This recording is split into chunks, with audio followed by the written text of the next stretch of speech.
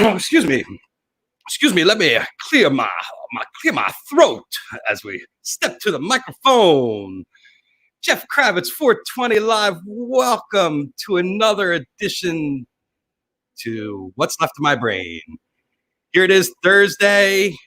We're sometime in July 9th, right? Yes, July 9th. I had to look because all the days run into each other. Y'all know that. We've been sitting here each day distracting you from what's going on out there in the world. And let me tell you, there's a lot to distract you from.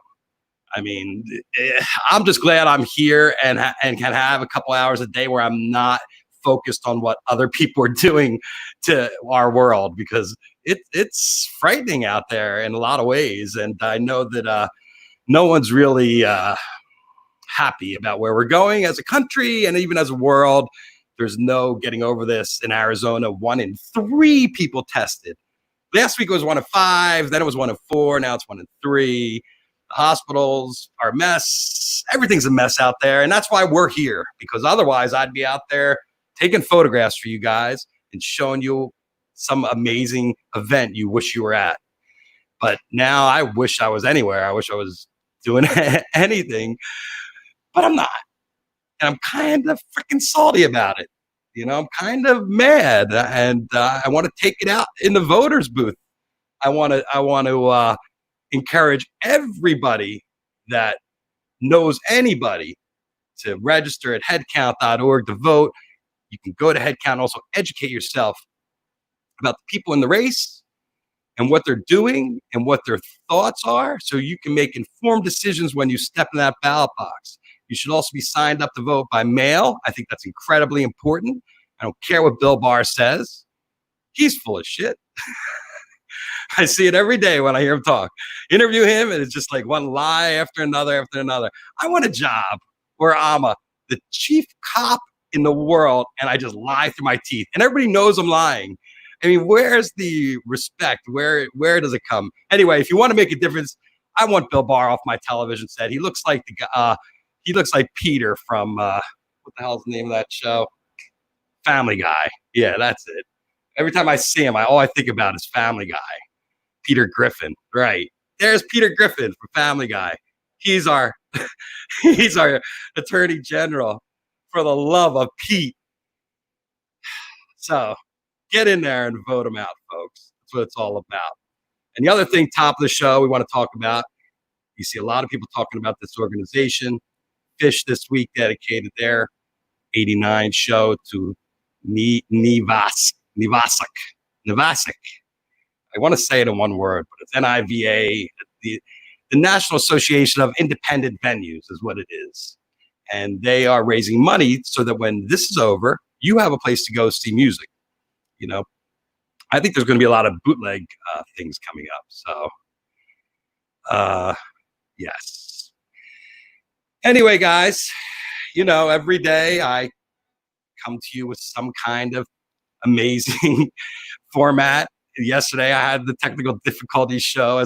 Everybody I deal with in Denver has issues with their Wi-Fi. That's one thing I'm starting to realize. So I'm going to stay out of the Denver hills, which is unfortunate because there's so much talent in Denver right now. Everybody's in Denver, living in Denver. Every time I see something on Instagram, it's all these great musicians hanging out together, doing cool stuff. So today, I know we have good Wi-Fi. We have 2 professional guests that have their microphones dialed in and their lighting, so we won't have anybody in the dark. As you know, as of May 6th of this year, I came to the Osiris Media Network and started doing my little 420 Live show. And I have to look this up because today's show is show number 96. So if I go back to May 6th, that would be show 50. So I did about 50 shows where I was going 7 days a week for the first 7 weeks of the pandemic. Led me talking to my old friend, Tom Marshall. And I hitched my wagon to the guys over at Osiris Media, RJB, Tom, Nick, the whole family over there. And, you know, it's been a lot of fun to have the support and to start kicking it up, and things are getting better and better. And we keep dialing it in. And, I've gone through every friend I have practically. And at the end of April, my friend Rob Steinberg said to, I think it was my daughter Kiki, that he was going to be my guest on his birthday show. And I was like, that's actually a really good idea. And I had Rob on, and he was a great guest, and he got a lot of response. And RJ heard his mellifluous voice and was like, Rob, he could do this.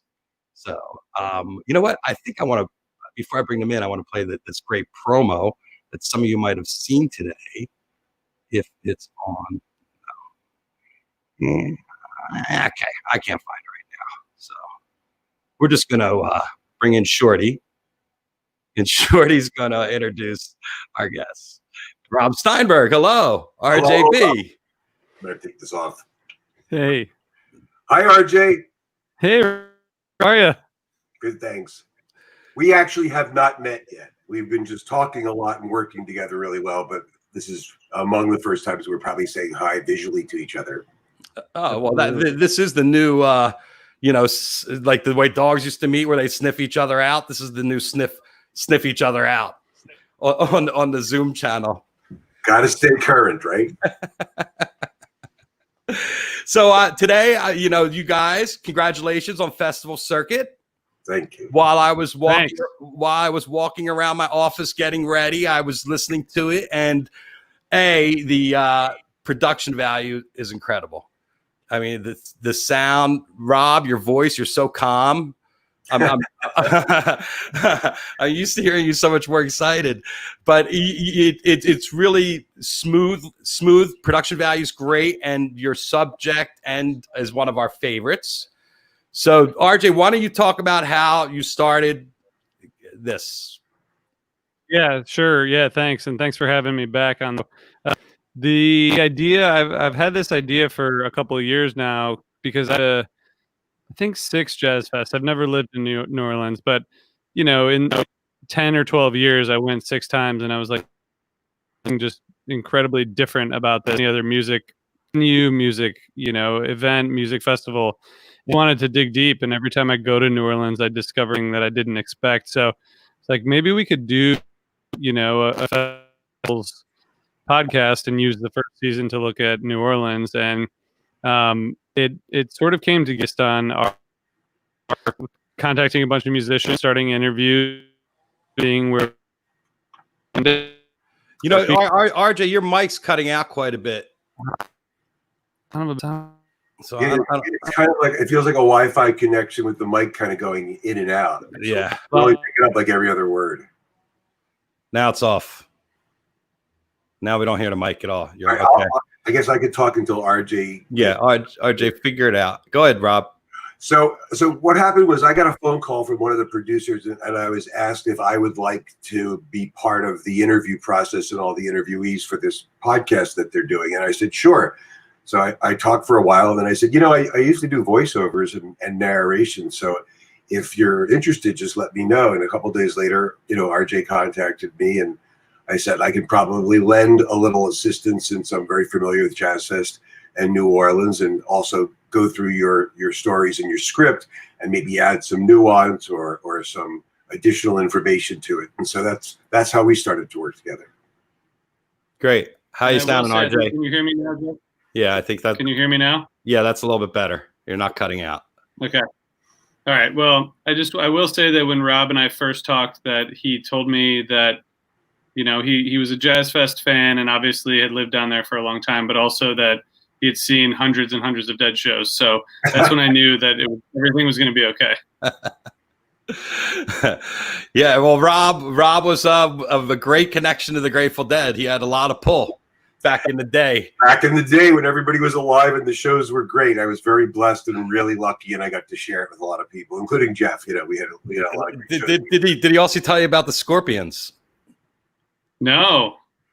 I didn't go into my heavy metal days at all. And we don't Which is relevant now. Yeah, I want to hear it. Just to give us a quick 90 seconds there, Rob, on your Scorpions history. So I was looking for a job in New York. I couldn't find one in the area in the music industry that I wanted. And so I wound up meeting with the manager of the Scorpions, who also managed Aerosmith.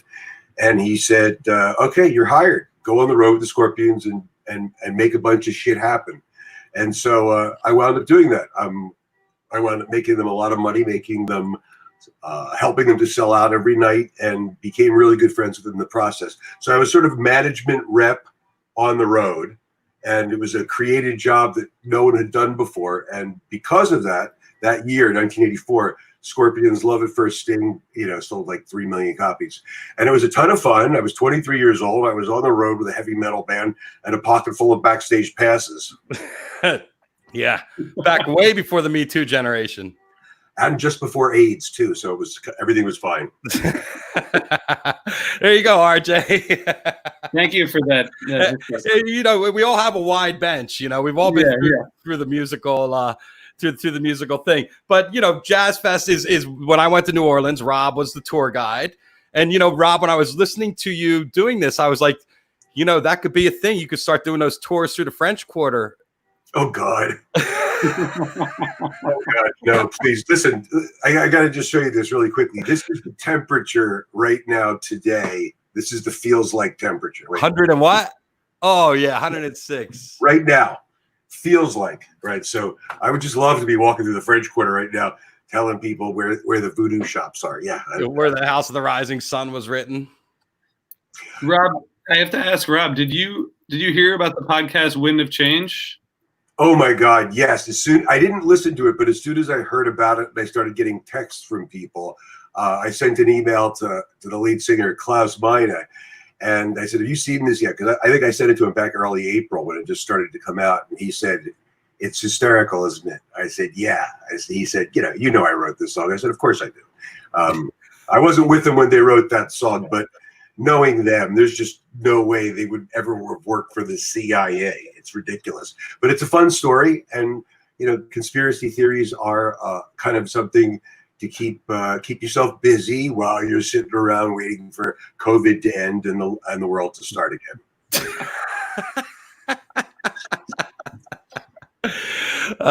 So how was your access? Any problems talking to people? Or was everybody more than open? Everyone was open. I think before my mic cut out, I came down to New Orleans for about a week in January, got a studio. We were all sitting in the studio together. We interviewed Anders Osborne and a dozen other people. And that was before, that was when we were all able to sit in rooms together. And it was awesome. God, yeah. Everyone was psyched to talk and more than open. We are not, officially affiliated with the festival, which we had to say many times up front for lots of reasons. But that actually gave us a lot more freedom to explore different topics. You know what I mean? Yeah. So it's all a lot of the interviews, but was Ben done before or after? Before, yeah. He was one of the first ones we did. Yeah. Wow. His interview's phenomenal. I mean, Ben Jaffe is just so interesting to talk to. That story of Pres Hall. I mean, we've had him on the show and he's just so entertaining. And he's like a musical encyclopedia of New Orleans history. Yeah. Incredible. That kind of stuff. He's also from Philadelphia too. Originally, his parents are from Philadelphia. So yeah. He told me he had family in Margate. Oh, There's really? a huge Philly connection. RJ is living in Philadelphia, just moved into a house about a mile from where I grew up. Jeff, who grew up in Atlantic City, it's like a Philly guy thing. Well, I went to school in Philadelphia. I went to Temple University, so I spent my years there. Big Grateful Dead Philly connection then, I guess. Yeah. When we interviewed Ben Jaffe, I swear the way he said water made me think he was like from Philly. Water? Delaware County thing. Yeah. Yeah, we all have it. I can't change it. I've been in LA decades now, and I'm still say water, and the waiters goes what, and I'm like agua. Right. It's that Philadelphia accent. My father used to say something like, Rob, I don't like your attitude, and I would say, Dad, I don't like the way you say attitude. I just pop in here and just show a couple of the shots. The promo today featured a lot of great pictures, and they just look. It's so hard for me to have perspective sometimes on my work and what it means, and when I see it all edited together and set the music, and I see the eras that I covered out there. My first Jazz Fest was 2001. Rob, you were in the 70s, right? My first one was 1977 when I was coming to look at Tulane University. Crazy. I spoke to a couple people today who've already listened to the podcast, because the podcast, I think, probably came out around midnight last night. And just to sort of define for people what they can expect during these 5 episodes, the episodes are going to be somewhere, I guess, between 35 and 45, 50 minutes apiece. And there'll be interview snippets throughout. And I'm kind of narrating in between the snippets and also giving a little bit of personal perspective and hopefully giving a little historical information for people who may not be as familiar with all of the nuances of New Orleans. For people who live in New Orleans, some of this may not surprise any of them at all. But we're hoping, at least for the people who visit New Orleans, who come for Jazz Fest every year, that this could sort of fill a little bit of a void, a little bit of the hole that was left by losing Jazz Fest this year. Well, RJ, you were probably part of the Fish caused a huge wave of all of us to go down to New Orleans. And was that you this year, 2014? Was that the first time you went down there? No. The first time I went, actually, this is the shirt from the first time I went, which was the first post-Katrina Jazz Fest, 06. 06, right. So that was the first time I went down for a bachelor party. It was post-Katrina. I remember, the hotel we stayed in, the hotel room had, canned food still on top of the dressers. It was it was still a very strange place to visit, but getting to the fairgrounds for the first time, it was amazing. And the way that festival closed out, which was one of the performances that people we interviewed brought up the most, was that was one of the best concert experiences of my life, which I don't want to ruin, but I think people probably know. Right after Katrina, the Bruce Springsteen Seeger Sessions show, which was, I think, the first show of their tour, was so inspirational and so moving that, most of the people in the crowd were crying. It was either sweat or tears, or a mix of the both. Bruce was magical. The humidity level was so perfect that his voice almost sounded like it did in the 70s. And he was lifting people up in that. And as RJ said, everybody that they talked to literally was talking about that show as one of their favorite memories of all of Jazz Fest. Well, Springsteen, it's funny because I was listening to him all day today because somebody shared a playlist on Spotify and it was all live Bruce, and I just been sitting here listening to Bruce, and he is such an influence in so many different ways. To start as a Jersey boy and then end up being totally into the Seeger stuff in the middle there. He's transitioned so many times and he always hits it on the head. When I saw him when I was 17 years old, I saw him and he hit it on the head. And when I saw him at that show at Jazz Fest, he hit it on the head. He's the right guy at the right moment. I think he works really so well and really connects with a lot of people because he's really truthful. He's honest. He may have to do similar things each night in a show that seems spontaneous. But when you think of Bruce Springsteen, you never think of fake. You never think of a show. You think of this guy's really telling you what he thinks, and he's really communicating with you and connecting. Yeah, and that's also one of the things about Jazz Fest, right? Real music by real musicians. Yeah, and as Rob and I are collaborating on this, the writing of the script, so it's 5 episodes, and trying to strike the balance between the intention of the festival obviously was to highlight New Orleans music and New Orleans musicians. And as it grew and became a much bigger enterprise, it's a harder balance, right? They get the Eagles and they get, Elton John or whoever, but they still you can always go to one of the tents and hear local music, which I think is pretty unique for any festival. Well, when you hear George Wein, why? How do you say it? Yeah. George Wein. When you hear George Wein talk, one of the interviews I heard him do, they were doing a lot of interviews around the 50th. And one of the things they said was what they were looking to do was to bridge the racial gap that was happening in New Orleans at the time. And they came up with a way for white and blacks to get together because they realized that everybody likes to eat and everybody likes music. And that's how Jazz Fest, that was kind of the way Jazz Fest started, was to bring that sense of community in with the music and the food. And then it escalated. And I think in the beginning, it was all the local acts. And then the thing about Quint, when he got in there, I think too, was to keep it, what is it, like 75 or 80% local acts. And there's 300 acts a weekend. Probably not anymore. I think the idea is also to grow the festival, and to grow the festival, you need to bring in big national acts. How much bigger can they grow it, Rob? That Springsteen out there, the last time he played on the fairgrounds, people were sitting on the outside track to watch the show. I'd never seen anything like it. And for Elton John, they were nearly crushed up against the fence behind the porta potties. But the interesting thing, and RJ and I were talking about that today, was while everybody's over watching The Who or Springsteen or Aerosmith and filling up the Acura stage, that means all the other stages are totally comfortable. And you could, at that point, leave the big show and go see some of the best that New Orleans and everything has to offer and be quite comfortable because everybody's in one spot, basically. Here, there, Dave Foster backing me up there. Still 80% Louisiana-based music. There you go. Jeff, you take photos at tons of concerts and festivals. Like, what do you does it feel different going to Jazz Fest or going to New Orleans? Yeah, because I'm usually sweat's pouring down my face and I can't see what the hell's happening. Well, this year would have been amazing if you guys were here. We had among the best weather we would have ever had for Jazz Fest. Yeah, and the same thing this year at Bonnaroo too. It's like everywhere, everybody's looking everywhere. There's a festival, and they're all just like, "Oh yeah, boy, this would have been the weekend." So yeah, rub it in, guys. Thanks. But yeah, I it's an unusual place to shoot because the crowd's completely different, right? The audience, the fans. I mean, everybody there, they're all music lovers. But like you said, it's different things.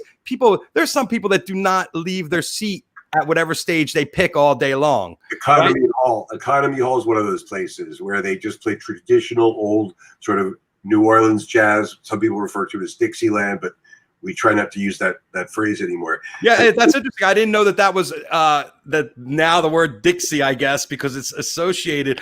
But interesting that Lady Antebellum is suing Lady A. I don't know if you saw that headline today. Yeah, I saw that today. She wanted $10 million for the use of her name.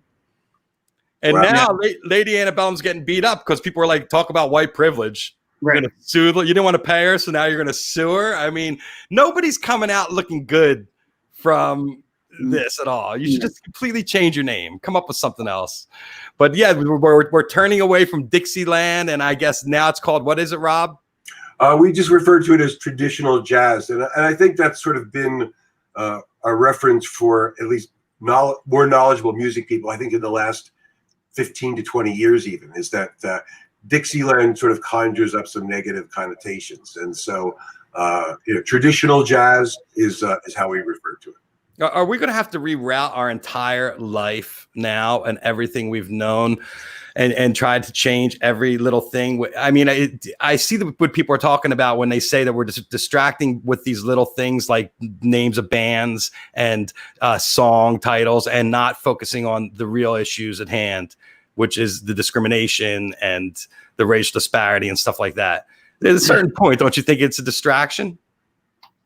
I mean, I don't. I feel like each of those things are small parts of the puzzle, personally. But people are drawing connotations now to everything, and now that's the focus. Instead of focusing on the issue, it's all this little shit like the NASCAR. I mean, that really blew up and took a lot of headlines. It's just this is our history. I get it. I'm not about looking at statues and stuff like that. I think things need to change intrinsically, but I also think we need to keep our mind on the goal of like getting healthy as a nation too, and as racially as well as mentally and physically. There's almost no way that three old white guys can sit here and discuss racism without in some way coming off unknowledgeable. So I have found that the best way to address all of this, no matter whether it's a small thing like a statue or a piece of art or the name of a team or any of that kind of stuff, is to just sit back and listen and hear how people feel now that they have the freedom to express themselves. And the very fact that there are thousands and thousands of things that point towards the systematic, generational, institutional racism that exists out there, from jury selection to healthcare, to the prison system, which is basically slavery again. I mean, we have to pay attention to all these things, and we have to listen. And even if they're small, right, they can teach us something. So I try not to judge things. I obviously want to help see the big picture fall together in a better way. But it's probably time for the three white guys here to Yeah, well, hey, listen, racism is a huge part of what happened, and one of the reasons we have the music we have is because of slavery. You know, one thing led to the other. We would not have the music we have if the slaves weren't going down to Congo Square on Sundays because everybody was religious and they gave them the day off, correct? Correct. Yeah. Now we should pay them some royalties for that too. Right. Well, the reparations are part of their thing. Go ahead, RJ. I know you wanted to chime in here a little bit. No, well, I first want. I mean, I won't go back to the previous discussion. I'll just say I don't think we want to hang our hats on like, the Washington football team changing their name. Like that's sort of obvious. Like all the little things are just like we should just do them, but keep focused on the bigger issues. But one of the things on this show that we discovered, I think, through interviews is how prevalent the conversation was about slavery, about racism, about kind of the evolution of New Orleans, and how so many musicians from Papa Mali to Irma Thomas to, some of the more kind of current Black musicians we talked to, it's at the top of everyone's minds. And most of these interviews were done before all the current kind of unrest. But we heard a lot from people that like, that's part of the thing that makes New Orleans different is that we have this kind of like deep South Caribbean, the port city. There's stuff that I didn't even really appreciate that all contributes toward like the celebration of the music, including the Congo Square thing that you brought up. So I learned a lot, and I feel like it's even more important now to like understand the history of different cities and the way music has evolved, right? And where music came from and why music evolved in the way it did. It's interesting when I was listening to it, it's hard not to relate what's going on today to what you're hearing them talk about. And it does sound current, and it does sound like a lot of this was done as we knew what was happening in our world. So it's interesting that it happened before, but these are themes that have been going on in our world for hundreds of years. So there's nothing new happening, right?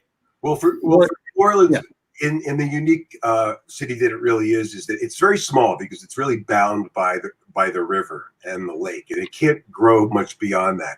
And so you have very, very different neighborhoods with people of different color and very close to each other. So you could sort of be in a people of color neighborhood in 1 second, and then literally be somewhere else in another moment. And because those cultures were so close together, from Creole to Cajun, Black and white, everybody had to find a way to exist together. And that blending of the music, that blending of the food, we discussed throughout the program as well. Irma Thomas mentions how everything sort of melds together. And from that, you get this beautiful, wonderful, energetic music and food and culture. And yes, we still have to go back and look at some of the wrongs that were done, but we are blessed here to be much more integrated than in a lot of other places. Well, Rob, 2 takeaways from that. One is you still have a home line. It's Vonage, and I use it as a fact check. I'm not judging. Yes. and Steinberg, can I help you? I forgot what that sounded like. I was like, what the hell is that? I thought it was your dinner bell going off. And then I forgot number 2, of course, because my joke just sat all over it. That's a good one, though. It was truly mildly embarrassing, so thank you. Yeah. And those things don't have a ringer off button, right? Back in the old days. Yours probably does. It probably does. You had to probably buy a new one. Ever calls me on this number. This is the first time it's rung in like. It was probably a junk call anyway. Of course. So can we talk a little bit more sort of about the show and the way we break it down over there? Yeah. Well, first of all, I had my second question. What did you learn? Because I know you don't know everything, so I'm sure there was an educational curve for you too. I'll start with that then. I actually wound up finding a whole bunch of tapes from 1980 and 81 from when I was on college radio and I was interviewing the Neville Brothers or Little Queenie or the Nighthawks. And as I was listening to some of the questions that I asked, what I realized now is that I thought I knew a whole lot back then, but I clearly didn't. So I learned a lot over the years here. I learned a ton when I moved back here 10 years ago, and I truly believe that if I think I know everything, or if I'm unwilling to continue to learn and grow, then I might as well just call it quits. So there's always new information to learn, and there's always new understandings to develop. Specifically, I'm just learning all the time, so I can't really pinpoint one specific thing. What about you, RJ?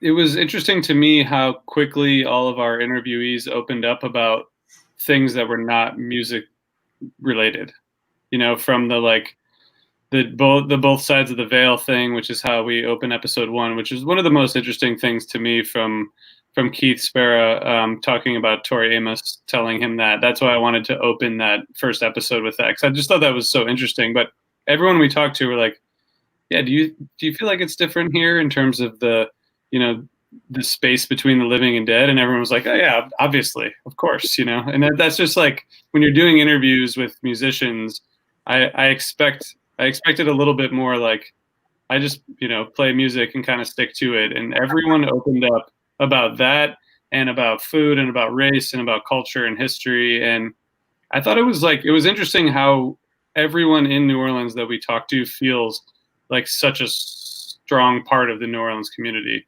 And I think that's the main thing that I learned, that like, I see it as a community from the outside looking in, right? But I think everyone who's there see it as like, yeah, we're all part of a big family here. And that was like a big learning for me, just coming from the outside. One of the other things too is that, because look, I've been hanging out here for 40 years, but I've only become a resident really in the last 10. And when I was outside of New Orleans and I would just come and visit, I always felt like, oh, I'm kind of like an insider. I've been hanging out here for 40 years, and until you really live here, no one's going to tell you you're not. But you realize that when you were not living here, you loved the city and you had a connection because everybody was so warm and giving. But until you actually move here and sit through 110-degree summer, it's really hard to really say you're part of that. But so they only accept you if you suffer. Well, to some degree, you got to suffer if you want to sing the blues, and everybody in New Orleans sings. 110 degrees, I'll be singing some blues. I'd be singing the "Get Me to the Beach" blues. It's 105 at the beach, so you're not going to change. Well, I would go to a different beach, Rob. You usually come to California, aren't you due for a trip? Oh, absolutely. I'm just sort of afraid to come because Los Angeles County is a little rough right now. But actually, really nice. I don't know what everybody's talking about. You just don't, I'm just not subjecting myself to being in close spaces with people, or enclosed, Well, then I'll come stay with you in your guest room. All right. Just make sure you have your shots first. Okay. When RJ was talking about the veil between the living and the dead, as much as I love New Orleans, for me, the association was never sort of too much about that. But you would always hear people say, oh, I've got ghosts in my house, or, oh, you see that house over there? Somebody died in that house. I'm like, well, all the houses are 100 to 200 years old. Somebody had to die in that house. So there is that energy. I've been sitting here at times and had some of the Mardi Gras beads on my lamp rattle, and nowhere near a vent, no one walking by, or lights go on and off. And we believe there are spirits here. And that's why, when you come to New Orleans, or when we used to come back every year for Jazzfest, you walk into the city, and as RJ had written in the first episode, you step off of the airplane and you feel that air and that presence, and you know that whatever your experience is that you have to be open to possibilities and not too methodically map it out. And that if you do stay open to things, magic stuff happens, things that you'll recall for the rest of your life, things that energetically you could never have put together if you wanted to. And that's what this city offers, and still offers in many ways that other cities just can't give you. Well, what's happening in New Orleans now? Well, restaurants are open. People are socially distancing at restaurants. Indoor dining as well as outdoor? Well, outdoor. I can't imagine there's outdoor dining. There is. Is there? There are people here who can sit in a seersucker suit in 105 degrees and not sweat. I think that comes from living here for 50 They're technically dead, Rob. Well, That there's indoor dining and there's outdoor dining. The mayor just announced yesterday that the bars that are open can only open if they serve food, and no one can actually sit at the bar. But at the same time, I really don't want to go into the bars. I really don't want to go into the restaurants. I am staying at home, or I'm taking a walk with somebody, or a bike ride. Is the important question here, is there live music? Next week at a drive-in theater, Oh, yes. and the Bangas are opening a three-part series. Each week there'll be a different band playing. I think second week is Galactic, and then the Revivalists, right? Right. Yeah, they're the three.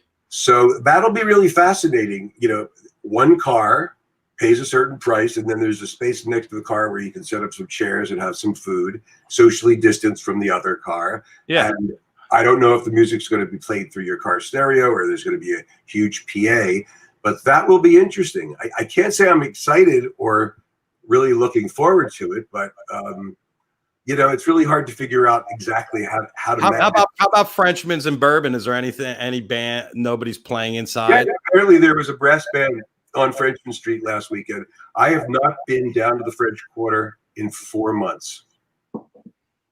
Haven't even been down there. Yeah. Wow. Well, I guess you have no reason to go, really. Other than the fact that it was totally empty and really cool to see, that would have been the reason to go.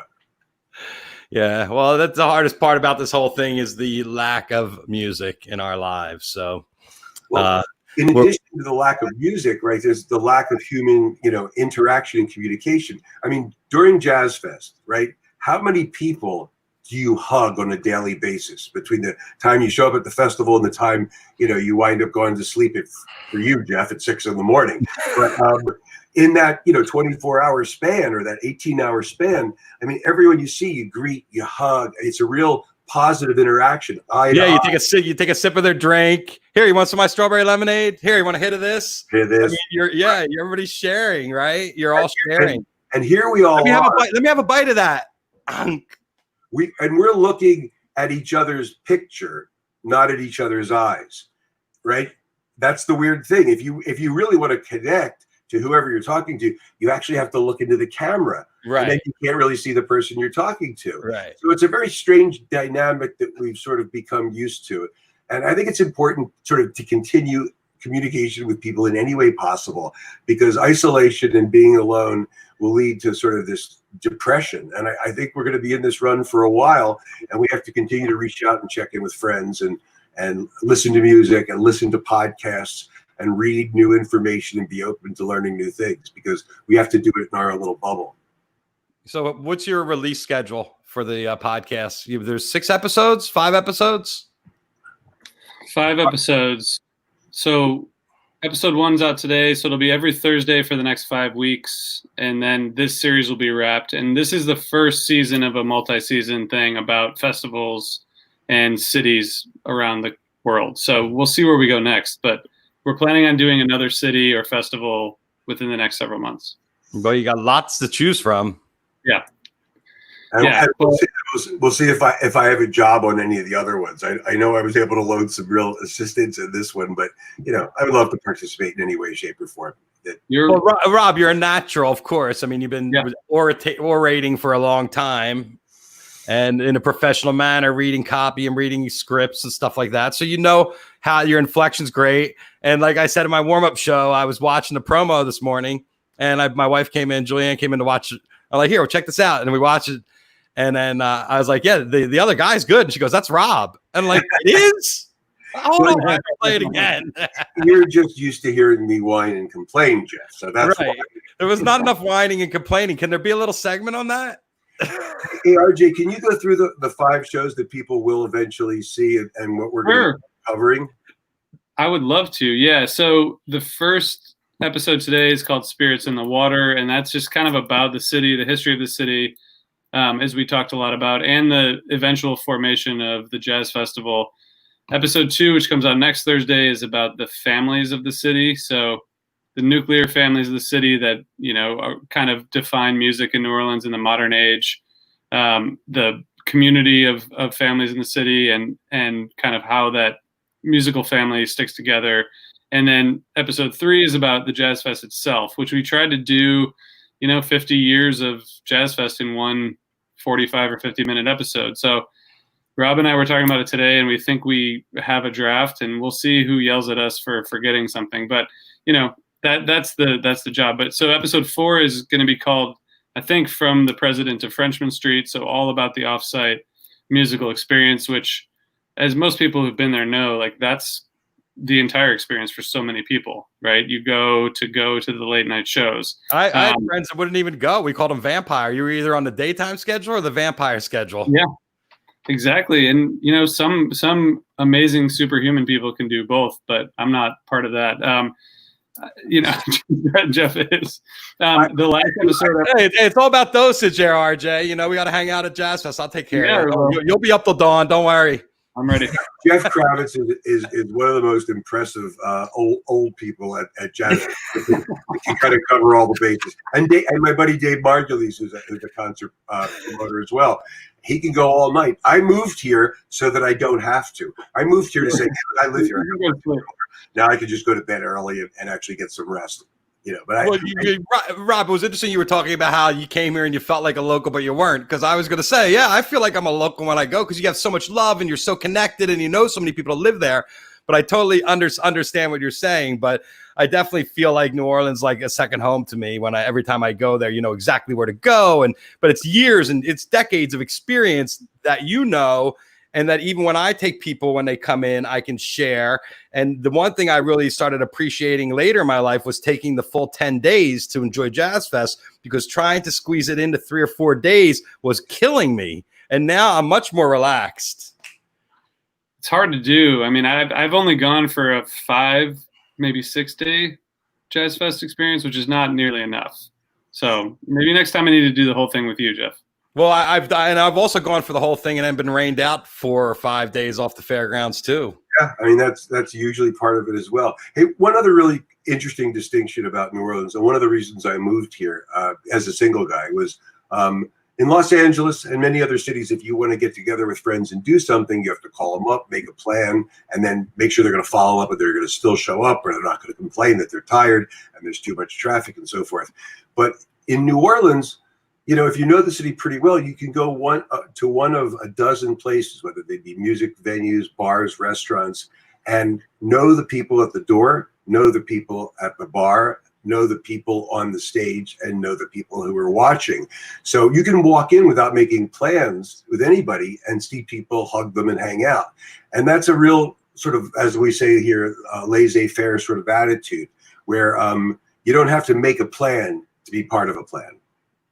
Well, growing up in Jersey was like that in Atlantic City. And the same thing when I was in college in Philly, you'd go to certain bars and wherever you live. And if you go out, you meet everybody. The difference in New Orleans is you have the music to keep you going out as you get older, where a lot of times as you get older, you stop going out to bars. Like I don't really go to bars to drink anymore. I just go if there's a band playing or, something I want to see. So RJ, I think you're on episode 4 here. No, I just want to say episode 5, which we've talked about. I mean, as I mentioned earlier, most of these interviews were done before COVID, before the kind of, current racist police crisis. So we want to spend episode 5 looking at like the future of New Orleans music, but also taking into account, of course, like the future of live music in general, the future of, live music for Black communities. I mean, it's something that like we don't feel like we're gonna completely be able to capture, but it's something we feel like we need to touch on, just because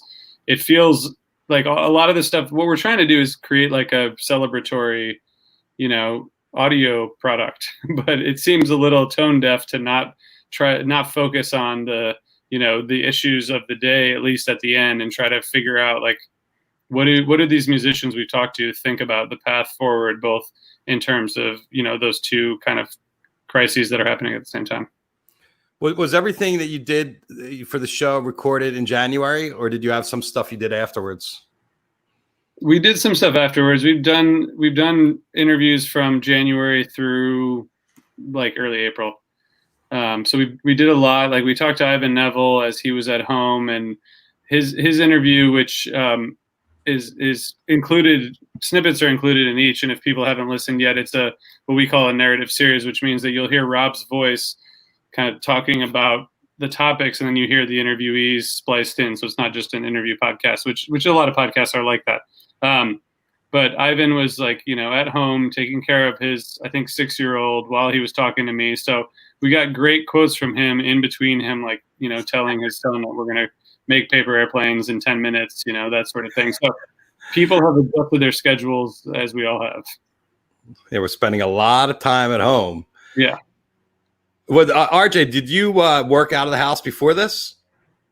Yeah, for the last year or so, since I started working on Osiris full time, I've mostly been working from home or I was at a WeWork a lot, so I got to see people. But it's like those places are created to like create a community, but you don't actually talk to anyone. Right. You're around other people.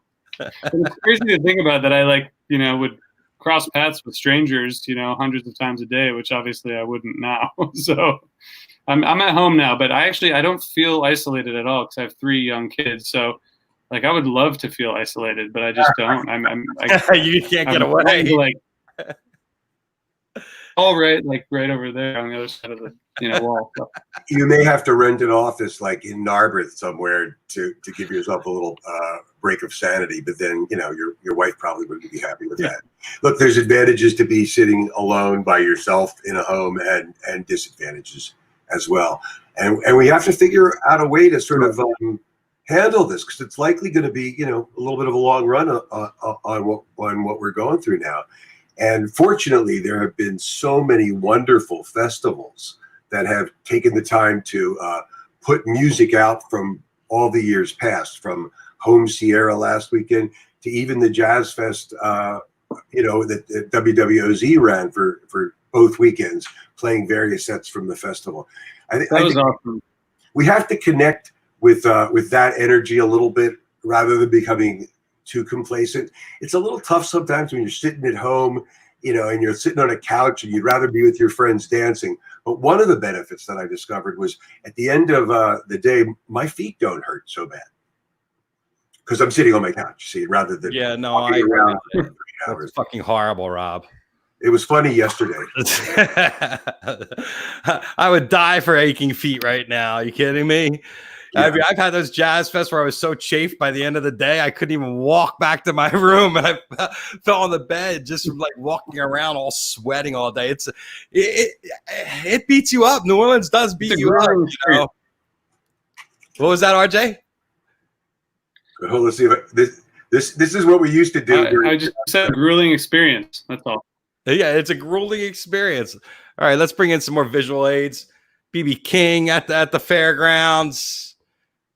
Oh, look at that. John Mayer. Young Jerry Garcia. Oh, and also in here, like I went also that year in 2006, and we went down to the 9th Ward and took a little trip around. With Mario, right? This is all Katrina damage footage right by the marina. I think that's Lakefront. Is that what it's called, Rob? Yeah, the lakefront area. I mean, you would go in 8 to 10 blocks from the lake, and you would see boats like that stuck in the middle of houses. It was crazy. Absolutely insane. And then right into Mrs. Nicole Kidman. That looks like Buckwheat Zydeco, right? Or no? Either that or Boozoo. I think it's not Buckwheat. You would know him. Jimmy Buffet. Wearing a Bob Marley t-shirt. He was in the shot. This is a pretty classic shot of the. This is Gentili. Nice. Gentili stage. It's not of accurate with a million flags. Oh, thank you. Thanks, David Foster. Chubby Carrier there. I'm going to get some crap for that. Henry Yeah, very good, Rob. JB. That was the interesting combination. What brought me to New Orleans was when the jam bands were all like, when Trey started going in 01 and Oysterhead. I think Oysterhead was the reason I went in 01. That's when Oysterhead was there, right, RJ? Yeah. It was a festival band, and then they went onward, Crazy. Here's Ed Bradley. He used to be at Jazz Fest all the time. He loved Jazz Fest. Rob? Dave? Yes, I know who it is, and I think Dave's gonna have to jump. This is good. This is like Stump Rob Steinberg. I like it. Yeah. Come on, Foster. Senior moments. What can I tell you? Talk about old guys. Alain Toussaint.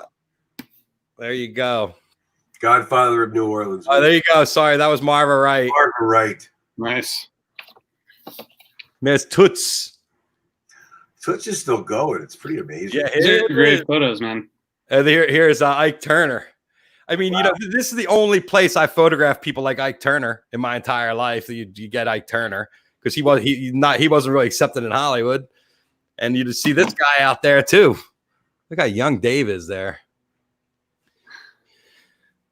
Ed Bradley was the man. Yes, he was. He was there every Jazz Fest backstage. Every Jazz Fest. These are the shorty. I love this shot here. How you could see in his eyes the trombone, the bell. He loved those glasses. Yeah, that's awesome. And shorty in front of the crowd. Nothing like it. The shorty collection from Jazz Fest. The classic shorty at the end with the two trombone and the trumpet over. Shorty's one of those artists. They don't care if you're on stage for him. So he's getting great shots. Here we go. The Mardi Gras Indians. Oh, Anthony Hamilton. That's who that was earlier. Thank you, B. And this guy, I can't remember his name. Anapasto? Jerry Anapasto? Jerry Garcia Parra. Oh, look at that. Look at that guitar face. That's a good face. He gets a guitar face, that guy. And this is one of the best things about Jazz Fest is you're just hanging out and a party goes rolling by. Second line goes rolling by. These guys are probably heading to Economy Hall to play. That's I know. That's Hubert Sumlin. Wow. The legendary guitar player. That is Jackie Johnson. Hey, a real quick note. In 1978, I saw Muddy Waters play the Jazz Fest. It had rained terribly the night before, and the entire in front of the stage was pretty much all mud. And I thought to myself, wow, I'm a little stoned, but I am in Muddy Waters. I'm standing in Muddy Waters, dancing to Muddy Waters. and only in New Orleans could that happen. Oh, here, I think this is the band we just saw walking through the fairgrounds. And they're up on the Fay Dodo. Oh, no, that's Sheraton Fay Dodo, right? No, on the Sheraton stage, right? No, I think that's the outdoor. That's the outdoor Sheraton. This is Sheraton. I see. I'm being artsy.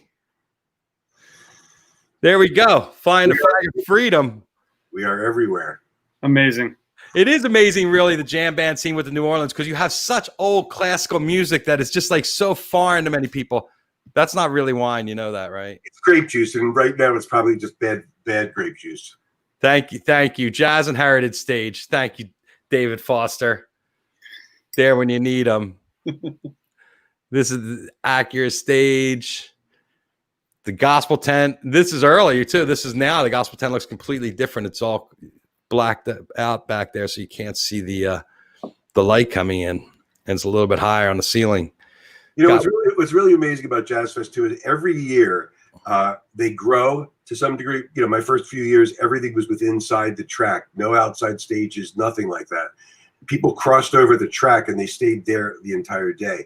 And as it continued to grow and as Jazz Fest continued to learn and evolve, you know, every year there's a new little subtle thing that kind of makes it better and easier and then sometimes it's better and easier for production and not as convenient sometimes for the guests. But at the same time, it really is made with the guests in mind. And as it grows, it doesn't lose its core. It doesn't lose its energy at all. Well, a lot of people. Amazing. A lot of people in the hot sun. I mean, you get roasted out there. People are different shades when they come out of Charles Neville with the kids. Rest in peace. Pete Fountain, legend. Rest in peace. Mickey Hart. Young Shorty. Yeah. Give it to a Shorty. That's Congo stage right there. Snooks. Man, Snooks Eaglin. Legendary. Legend. Yeah. This was a nice older edit. Oh, and here we are back in the post-Katrina. I mean, this was something to see. There's what Rob was talking about. The boat's just in the middle of the neighborhood. The whole marina tossed. I mean, tragic. That city's been through so much. Yeah. But it's kind of what makes it so great, and kind of what makes it so resilient. The resiliency of it is just what makes it such a wonderful place to be in. Well, guys, I'm proud of you both. We're proud of you too, Jeff, because Yeah. you've been kicking butt here, and people who may have been doubters early on have watched you, and you've been great. So it's been wonderful, and we're proud of you too. Thank you. Really awesome, man. Thank you for having us on, and thanks for allowing us to explain this series a little bit more. It's been really fun working with your friend Rob on this. I was really glad that good things come from the show, and this is one of the things that's come from 420 Live, and that's what we're all about, is just trying to create connection and in these times of need when we need to connect. And I'm really glad that I'm here to be able to make all my friends get together, and it's been amazing to be able to stay in touch. You know, it's really touched me, and I've touched a lot of people, and it's just something to do, because otherwise I'd be sitting around by my pool, which isn't too bad either. But this is thanks, guys. Have a great summer, and we look forward to this and many more from Festival Circuit. Awesome. Thanks. And I did post it up on the link on all the conversations. Anybody tuning in, it's one of the first comments in the stream. So it's on Apple Podcasts. Check it out, Festival Circuit. Thank you, RJ. We'll talk to you soon. See you guys. Thanks. Love you, Rob. Talk to you later. All right, there you go. Festival Circuit, 420 Live, Osiris Media, the family. That's the family right there. Steinberg, old friend. We met 92, 91, 92. That's so long ago. I forgot. 30 some odd years ago, 3 decades. It's something else to think about, all these great times we've had together and all the friendships we've made over the years, and how hard it is right now not to be with each other. We'll all have a big hole in it right here where the music used to go, where our fun used to go. And, we fill it up now with these interpersonal communications and with being with each other and trying to get the message across. So thank you guys for tuning in. I appreciate you all. Tomorrow we have Jesse Stanley from the famous Stanley Brothers, created this strange Charlotte's Web. It's 7:10. We're going to celebrate Oil Day with our friend Brad Melshanker from 710 Labs. And we're going to do a dab. I'm going to show you how my little Puffco works. Fine folks at Puffco, Roger at Puffco, sent me a little device to smoke the oil out of. So thanks everybody for tuning in. Peace, love, happiness to everybody out there. I think I cracked my neck on that one. Have a great day. Take care of yourselves. Take care of each other. Educate, medicate, hydrate.